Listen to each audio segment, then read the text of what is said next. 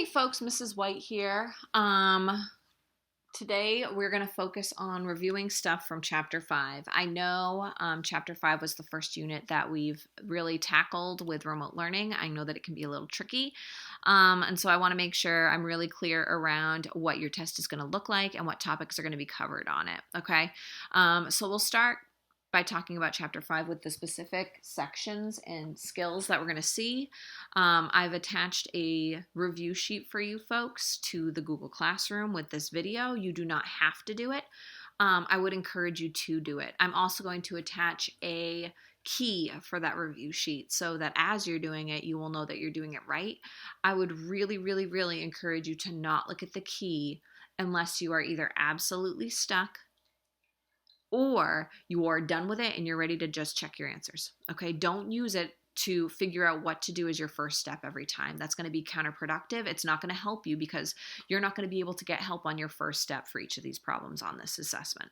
Okay, just so you know, the Chapter 5 test is going to be 8 multiple choice problems. Each of those will be worth 3 points.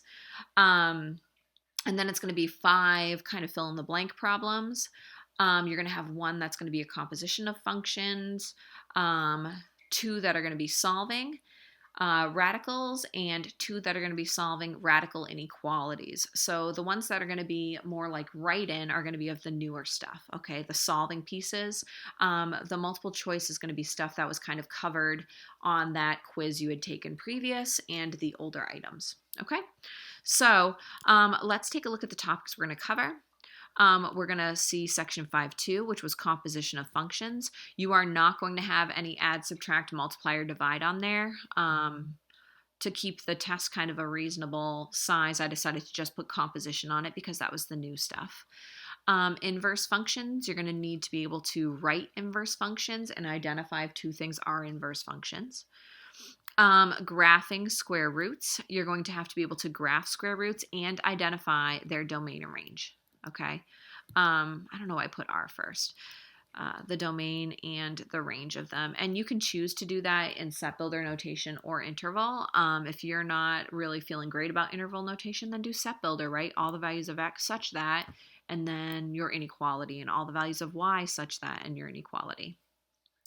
Next and last, you're going to be looking at solving radical equations and inequalities, and that's going to be like pretty much half of your test because solving them is really kind of the heart of most of the work that we need to do, okay?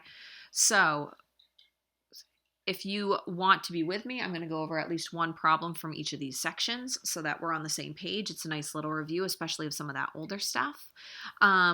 I also want to encourage you folks, I do have office hours, right? Today is Thursday. Office hours are going to be tomorrow, 1 to 2 p.m. If you have questions on this review, show up to office hours, preview it ahead of time. Okay.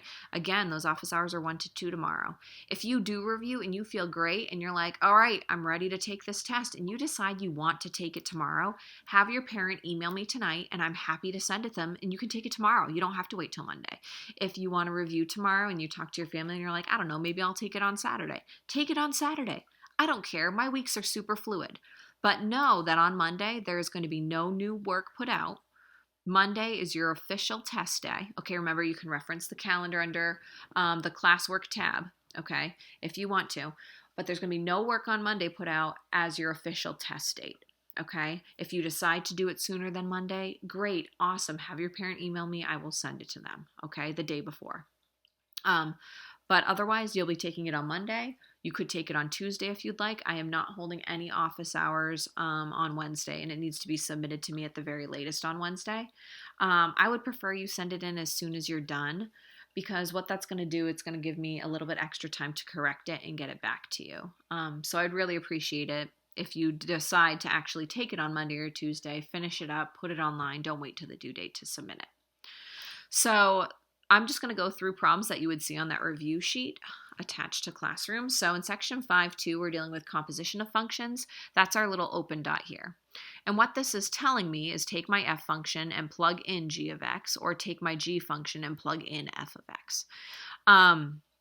I'm going to be honest, I'm trying to be kind. I did not put any word problems on there. So if you want to try this, I still think you should practice it. But because I'm not there to help you and answer questions about word problems, your test generally focuses on these types. Okay. So I'm going to give you all of the odds on the key. The evens is what I'll talk about right now. So let's take a look maybe at 18. Okay. So to answer 18, we have to find both compositions, f of g of x and g of f of x. So let's start off by doing f of g of x, which means I'm taking my f function and I'm going to plug in the whole g of x function into it to get out a value. And really, I'm not going to get out a value here because I'm plugging it in with an x. I'm going to get out a different equation, okay? So I'm going to take my g function right here, and I'm going to plug it into my f function. So I'm going to have, instead of x squared, I'm going to have x minus 7 squared plus 1. And now I just simplify that, okay? Now when I square a binomial, I have to FOIL it, or I have to do double distribution. So again, it's x minus 7 times x minus 7. I can do this quickly in my head because I kind of have a pattern to it. So we're going to have an x squared. We're going to have a negative 7x. We're going to have another negative 7x. So we're going to have negative 14x. And then we're going to have negative 7 times negative 7, which is going to be a positive 49. And I'm still going to have this positive 1. So my answer to this is going to be x squared minus 14x plus 49 plus 1, so a plus 50. And I should put my label on it. This is f of g of x. Now I'm going to do the other composition, okay? So kind of the flip-flop of that. I'm going to do g of f of x. So I'm going to take my f of x function and I'm going to plug it into my g function. So I'm going to take this now and plug it in here and simplify. So instead of x minus 7, I'm going to have x squared plus 1 minus 7. There's nothing to simplify. There's no exponent here. There's nothing being times here. So I really don't even need these parentheses. I'm just going to combine like terms. So I end up with x squared. I have a positive 1 and a negative 7, which gives me a minus 6. So this is g of f of x equals x squared minus 6. So each of these problems should have 2 answers with them. Okay? Give these 3 a go on the review if you'd like to. Again, 17, 19, 21, and maybe even 23. I'll stick all 4 of those problems on the key. Okay? After composition of functions, you might see, or you will see, inverse functions. They're asking you to find the inverse and then graph them. You're also going to be asked to determine if 2 things are inverses, okay?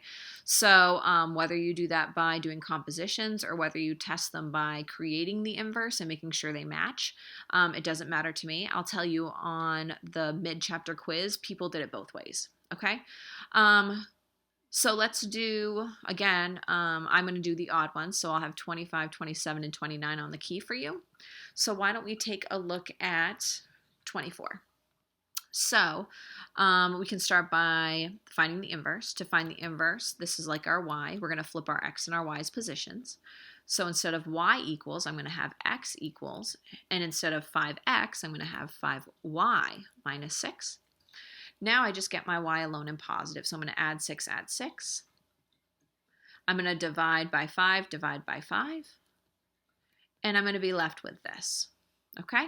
Now, because we're asked to graph it, I probably should rewrite this so it has a slope and a y-intercept. Since this is a first-degree polynomial, it's going to be a line. So I'm going to end up with 1/5 x plus 6/5. And this is just a little bit more than 1. It's 1 1/5 or 1.2. So if I were to graph this, 1, 2, 3, 4, 5, 1, 2, 3, 4, 5, 1, 2, 3, 4, 5. I'm going to start at 6/5, which I said is 5 goes into 6 once, so it's going to be 1 1/5 or 1 and 1.2. Okay. Then I'm going to go up 1, forwards 5, up 1, forwards 5. So up 1, forwards 5. I'm going to go down 1, backwards 5, and here is my inverse function, right? Inverse function of x. Now, I also should graph the original. It says graph the function in its inverse, so I need to make sure I follow the directions. So my original is going to start at -6. 1, 2, 3, 4, 5, 6. And it is going to go up 5. 1, 2, 3, 4, 5. Forwards 1. Up 1, 2, 3, 4, 5. Forwards 1. And I get this line right here. Ooh, that was not great. And a quick check. I can see here's my line, y equals x.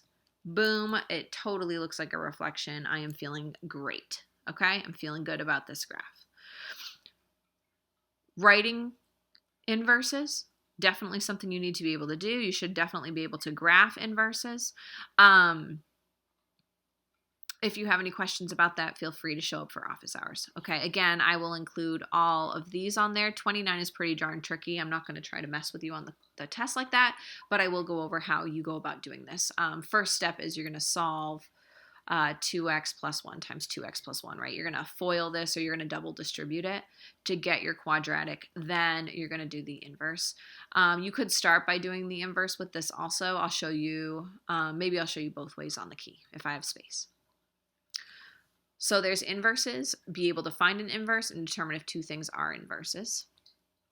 Next, we have graphing square root functions, and I've got mixed feedback about this. Hopefully you folks have a strategy that works. When I did office hours with the honors class, everyone agreed they liked the table the best. So my advice to you would be whenever you have one of these types of problems, you're just going to start by making an XY chart, okay? Again, I will include 31, 33, and 35 in the key, and 37. Why don't we do 36 right now? Okay. So to make an XY chart, you're going to have a minimum of 3 points. To figure out your X values, you're going to take your radicand, which is this chunk underneath, X plus 4. And you're going to figure out where the 3 lowest perfect squares are going to exist for that. So when will the radicand equal 0? When will it equal 1? And when will it equal 4? And those are going to give us X values that are going to be really, really nice to plug in, so we can do this with pretty much all mental math, okay? So if I want to figure out what my X is, I'm going to minus 4 minus 4. I get X equals -4. Here, to figure out what this X value would be, I'm going to minus 4 minus 4. I'm going to get -3. Here, I'm going to minus 4 minus 4, and I get 0. Okay, so these are going to be my 3 X values now that I'm going to plug into here. The Y values that I get after plugging those in are going to be the other half of each of these coordinate pairs that I'll then sketch and write the domain and range for. Okay, so I'm going to rewrite the whole shebang. -1/3 times the square root. Instead of X plus 4, I'm going to put -4 plus 4 minus 1. Now, the reason why we chose -4 plus 4 is because it should cancel out to be 0, and I can do the square root of 0 in my head. Okay, that's why, again, we're choosing these really intentional numbers. So -4 plus 4 is 0. The square root of 0 is 0. So I technically have -1/3 times 0 minus 1. Well, -1/3 times 0 is 0. 0 minus 1 is -1.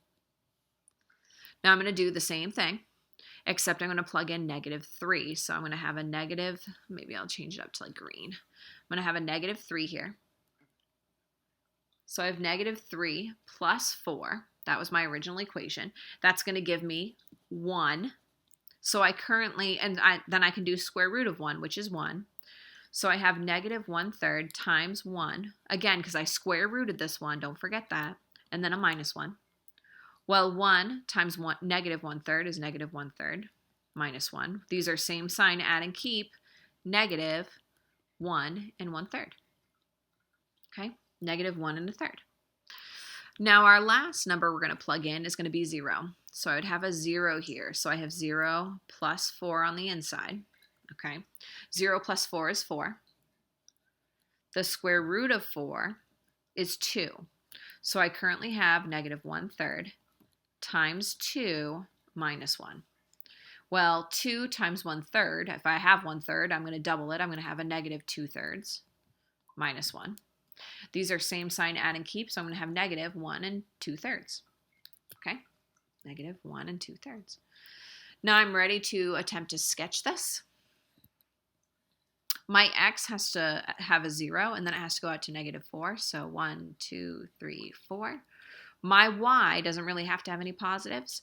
It's going from -1 to pretty much -2. So here's -1, here's -2, here's -1.5. And now let's just graph them up, okay? So I'm going to start by going -4, -1. So -4, -1. I'm then going to go -3, -1 1/3. So not quite to that half mark. Then I'm going to go over 0, down 1 2/3, so 0.66 right there. Here is my radical. Okay, so you didn't have to remember any translations. What you needed to remember is I'm going to make a table of 3 points. To get my x values, I'm going to set my inside of my root sign, my radicand, to equals 0, 1, and 4. Once I get those x's, I'm just going to plug them in and PEMDAS them to get out my y's and plot those 3 points. The last piece you're going to be seeing is solving radical equations and solving radical inequalities. And again, I have a word problem here. I'll include it in the key and all of the odd answers. I might not work through every single one of these odds though. Okay, so let's do an even one. Let's take a look at 46. And let's take a look at 52, and maybe we'll even take a look at 48. Okay, we'll do those 3 solving, and then we'll come down here and talk about 1 or 2 of those inequalities. And if you don't need this review, folks, don't hang on. If you do need this review, please, please, please do hang on. Okay, so in 46, we are told, well, really in 46, 48, or 52, we should notice that they're equal signs. Okay, so if they're equal signs, we're going to get our root sign alone on one side. We're going to raise it to whatever power is going to cancel out our root sign. And then we're going to simplify. Okay, so looking at this problem, this root sign is almost totally alone, right? I just have a multiply by a negative. So I'm going to divide just by -1 to both sides, and that will get this root totally alone. Okay, so I'm going to bring this work over here for 46. I'm going to have square root of x minus 11 equals, and then 3 divided by -1 is -3. Negative divided by a negative is going to be a plus square root of x. Now, I'm going to, because I have one of the roots alone, okay, I'm going to raise it to whatever power is going to cancel this out. So again, if there's no index number, it's going to be squared. So I'm going to square this side. I'm going to square this side. Boom, boom. I'm left with x minus 11. And that's usually, it's going to cancel out nicely. Now this one happens to be a mess because it's 2 pieces. That doesn't mean necessarily that it's no solution. Sometimes it is a no solution. Sometimes it's not. I need to actually simplify this and then do the same process again. Okay, this is as hard as these are really going to get. So this is a binomial. To square it, I need to times it by itself. So I'm going to go here, here, which gives me a positive 9, right? -3 times -3. I'm going to have a -3 root x. Here, I'm going to have a -3 root x. And then here, I'm going to have a root x times a root x, which is going to be a positive root x squared, right? It times itself. So now we're going to simplify this side. Okay, there's no other constants, so I can keep my 9 there if I want to. I have a -3 root x and another -3 root x. So together I have -6 root x. I know that's weird, okay? But just treat square root of x like its own variable, right? These are like terms. They're both technically to the power of 1/2, okay? And if they have like powers and like bases, we can combine them. Lastly, I have square root of x squared. Well, a square root and a squared cancel, and I have really just a plus x. So now what I'm going to do is I'm going to get this root right here alone and positive. So I'm going to minus my x and minus my 9 to both sides. So -9 minus x, these cancel. These are same sign, add and keep. I'm going to be at -20 equals, those cancel, -6 root x. I'm going to divide by -6 and -6. Negative over negative is a positive, and 20 over 6 are both even, so it can be simplified to 10/3 equals the square root of x. Now I can get rid of this root by squaring it and squaring it. I'm left with x equals 10 squared, which is 100, and 3 squared, which is 9. So now I need to check this answer like I have to do every time with radicals. So I'm going to take my 100 ninths, which cannot be simplified, folks. 9 is only divisible by itself, 3 and 1. 3 and 9 don't go into that, okay? And 1 is going to keep it the same. So to check this and make sure that it does work, or to confirm that maybe it doesn't work, I have to plug it into my original equation and see what happens. So I'm going to have negative square root of 100 over 9 minus 11 should equal 3 minus the square root of 100 over 9, okay? Now, something that you may or may not remember is when you square root a fraction, you can send it to the top and the bottom. So this is actually going to simplify to square root of 100, which is 10, and square root of 9, which is 3. So on this side, we have 3 minus 10 thirds. Now, 10 thirds, if we wanted to make it into a mixed number, which I do, I mean, you can make it a decimal right now. Don't get me wrong. I just don't have a calculator handy. 10 divided by 3 is going to be 3 point something, okay? I could make it a mixed number. 3 goes into 10 3 times, and there's 1 left over, so 3 1/3, okay? Which is 3.3 repeating. So 3 minus 3 1/3 is going to be negative 1/3. So this side of the equal sign right now is going to be just negative 1/3. So over here, I need to simplify this and see if I end up getting the same thing. If I do, this solution works. If I don't, then this is going to be a no solution problem. This would be extraneous, okay? So I cannot just send my root here, here, and here. That is not how this works. This is not a monomial, okay? So instead, I need to subtract these first, square root it, then apply the negative. So in order to subtract these first, they have to have a common denominator. The common denominator is going to be 9, so it would be 99 over 9 is the same thing as 11. So 100 minus 99, and I'm just going to bring this work right down here. Okay, 100 minus 99 is going to be 1, and when we subtract, we keep our denominators the same. So I'm left with this right now. Now I have a mono in here, right? It's one chunk. I can send my root to the top and my root to the bottom, and then apply the negative after. So the square root of 1 is 1. The square root of 9 is 3. Apply the negative after because it's on the outside. Oh my freaking word, they do match. This actually is my answer, okay? This is my solution. It is not a no solution. It works, okay? Because when I plugged it in, I got that this side does equal this side, okay? My answer is 100 over 9. That's about as hard as these get because we had, again, a binomial over here in our original problem. 48 might look like it's going to be just as complicated, but it's not. We have the square root of m plus 3 equals the square root of 2m plus 1. Okay, so there's roots on both sides just like this, but this is one root and this is one root. So when we square this side and square this side, everything under the root, everything is under the root, so it's all going to cancel nice. It's going to become m plus 3 equals 2m plus 1. Now I just get my m's to one side, so I'm going to minus m minus m. I'm going to minus 1 minus 1. I'm going to have 2 equals. If I minus 1m here, I just get m. So my answer is 2. I should double check to make sure that it works. So 2 times 2 is 4. 4 plus 1 is 5. So I currently have the square root of 5 over here.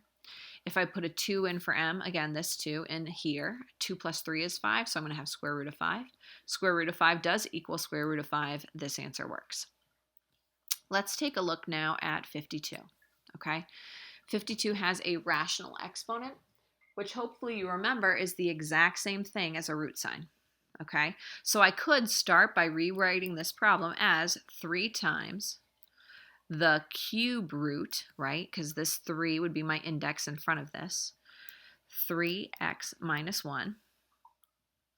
I don't need that to be so long. I still have a minus 6, so on the outside I'm going to put a minus 6 equals 0. So my first step is to get my cube root by itself. If you have a fractional exponent, folks, rewrite it, okay, if that's going to work best for you. I'm going to add 6, and then divide by 3, divide by 3. So if I add 6, I have a 6 here, okay, and that's gone. If I divide 3, I end up with that being gone, and this is a 2. So I end up with the cube root of 3x minus 1 equals 2. I'm going to cube both pieces because that's how we cancel out a cube root. And I have 3x minus 1 equals 2 to the third. So 2 times 2 times 2, which is 8. I'm going to add 1 to 9, divide 3. 9 divided by 3 is 3. So our answer should be 3. I can double check it. 3 times 3 is 9. 9 minus 1 is 8. So right now I currently have 3, and I could rewrite this as a cubic, right? The cube root of 8 minus 6 equals 0. Well, the cube root of 8 hopefully is familiar to you because we did difference in sums of cubes in our previous chapter, okay? 8's a perfect cube. It's 2 times 2 times 2. So the cube root of 8 would be 2. 2 times 3 is 6. 6 minus 6 is 0. This works. That is my solution, okay? I know that was a very quick review. If you need more, reach out, use the key, use the review. Lastly, we're going to go over these inequalities. I don't want to spend a whole bunch of time on them because this is what you worked on Monday, Tuesday, Wednesday, whenever it was that you did the last assignment. In each of these problems, you have different steps. The first thing you need to do is set your radicand greater than or equal to 0 because you need it to be a positive number, okay? Then you're going to go through and do all the solving stuff that you would have done over here, okay? You are not going to have a problem like 60, so don't even stress about that, okay? But any of these would be fair game. Let's do 59, okay? So my first step is to define where my answers would be real, so where they're going to be greater than or equal to 0. I take my radicand, 2x minus 3, okay, just my inside here, and I'm going to say in order for that to be positive, it has to be greater than or equal to 0. And now I'm going to solve for x. So I'm going to add 3, divide by 2, divide by 2. I'm going to have x is greater than or equal to 3 halves. I divided by a positive 2, so I don't have to worry about flipping that sign. Now I'm going to go through and actually solve it. To actually solve it, I'm going to get my root alone. So I'm going to start by subtracting 3. And then I'm left with square root of 2x minus 3 is greater than or equal to 0. Okay, 3 minus 3 is 0. This is a square root, so I'm going to square both sides. 0 squared is just 0. So I'm left with 2x minus 3 is greater than or equal to 0. I'm going to add 3, divide by 2, divide by 2. Ooh, this is an interesting one. Add 3, divide by 2. I end up getting the same thing here, so clearly this is going to be my answer because they're identical, right? But I should look, if I was doing a different problem, and it just so happened I chose this one, I would put both the numbers on the number line. So the answer is going to be 3 halves, but let's just say you got, 5 halves here, okay? So we're going to put 3 halves because it's smaller here. We'll put 5 halves because it's larger here. We did not get 5 halves, but I'm just going over how to do the graph, okay, because we're looking for where these two things overlap. In this problem, x must be bigger than 5 halves or equal to. It's inclusive with that equal sign, so it would be going in this direction. If I look at my orange one, x has to be bigger than 3 halves, and it could equal it. So I do a closed dot here, and it's going in this direction, okay? So the overlap happens here. That means I would put x must be greater than, right? X has to be bigger than 5 halves, or it could be equal to because that's a closed dot, and that would be my answer, okay? If they were both going the same way but facing down here, then I would have that x must be less than 3 over 2 if it was going to the less than. If they were both going opposite directions, so let's say this one was going this way instead, the overlap happens between them, so I would put my x in between them like this, okay? And that's kind of the 3 ways that this could happen. You could end up with a greater than, you can end up with a less than if they're both going in the same direction, or if they're going in different directions like this, boom, there we go. So that briefly reviews one of everything you could see on that test. One thing I just realized I didn't do, so we're going to go back to it right now, is domain and range of this graph. You are going to be asked to do that. So flip back to this and we can chat about it real quick. To do domain, we're looking at min, max, and breaks. We are not having any breaks in this graph. Okay, it just ends.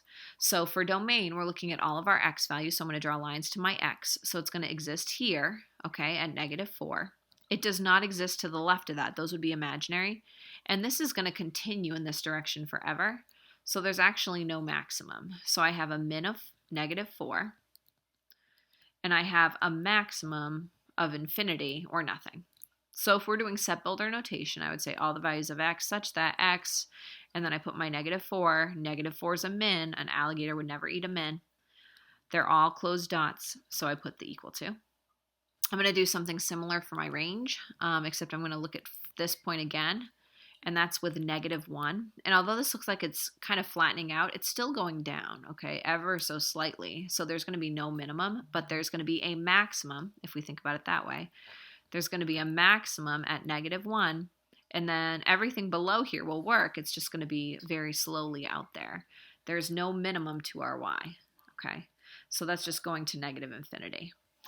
So I could write it like this.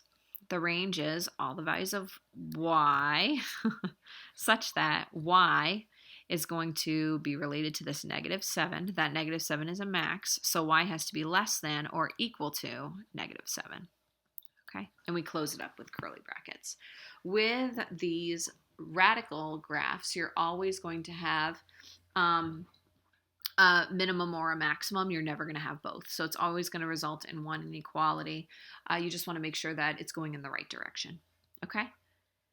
So now I feel good about going over a little bit of everything. I really think everyone would benefit from doing some of that review, even though I'm not making it a mandatory homework. I would definitely give a go to some of those odd problems and then check it with the key. I look forward to hearing from your parents sometime between now and probably next Wednesday. And you folks need to make sure you have the test for Chapter 5 finished and submitted to me before midnight on Wednesday of next week. Okay, folks? I will talk to you later. Hit me up during office hours if need be. I am not doing office hours next week, but I am doing it tomorrow. Okay? Thank you, folks. I will see you later. Bye.